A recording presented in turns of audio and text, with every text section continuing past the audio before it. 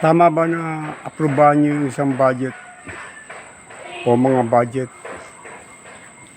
na pang isang buong taon, 2025, na walang halaga kung magkano? Malabas na blank check yung pinirmahan niyo. Anong gagawin niyo dyan? Name your price. Babudgetan niyo ng gusto niyo kung magkano? Ano nangyayari sa Pilipinas? Anong klaseng pamumuno itong nangyayari sa atin? Walang kwenta itong gobyerno na to. Kayong mga nasa Congress, tuwa kayo. Ha? Palakpakan pa kayo. Sa Senado, ganun din. Bakit ganun ang ginagawa nyo?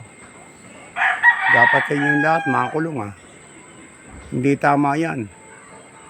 Yung kay Sara nga 125 million lang Kini-question nyo.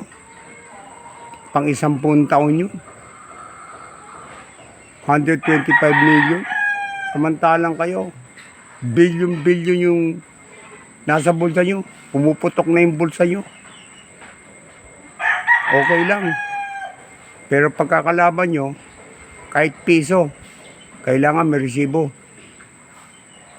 Mga mali yung ginagawa nyo Yung sa inyo, may resibo ba?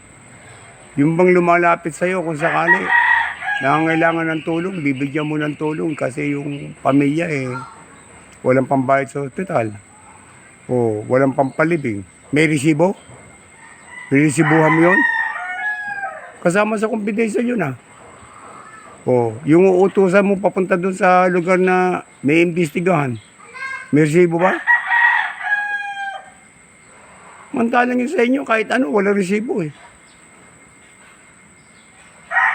Hindi na kayo mali yung ginagawa nyo, hindi tama yan. Kailangan kayo maimbestigahan lahat. Kayo mga nandiyan dyan. Yung mga nasa Kongreso, mga buhaya, pamumuno ni Tambalolong. Mali yan. Kayo lahat dyan. Pati itong presidente nyo na namumuno, na bangag, kailangan makulong yan.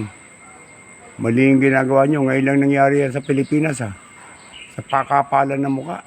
Talagang pakapalan ng mukha nyo.